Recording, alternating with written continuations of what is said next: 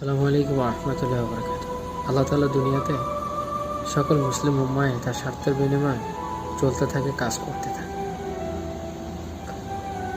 যারা মুমিন মুসলমান 5 ওয়াক্ত নামাজ জামাতের সহিত আদায় করে, তারাও একটি স্বার্থের বিনিময়ে 5 ওয়াক্ত নামাজ পড়ে আখিরাতে শান্তি পাওয়ার জন্য।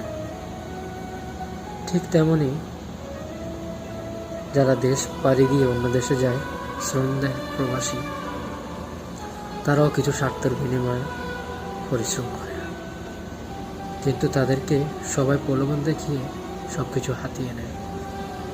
তাদেরকে আশা দেয়, কিন্তু আশা দিয়ে তাদের বাসাটা ভেঙে চুরমার করে দেয়। সকল ক্ষমতা দলেই কিন্তু একই কথাই বলে। নির্বাচনে আসার আগেই তাদের অনেক সুন্দর কথা থাকে, ক্ষমতা পাওয়ার পরে তাদের কথাগুলো শুনলে অনেক আঘাত লাগে। আসলে ক্ষমতা এমন এক মহা ওষুধ, যে একবার সেবন করে সে আজীবনও ছাড়তে পারে না। এই ডোজ যে একবার গ্রহণ করে সে আজীবনও ছাড়তে পারে না। এটাই বাস্তব। আল্লাহ তাআলা সবাইকে হেদায়েত দান করুক। আর কিছুই বলা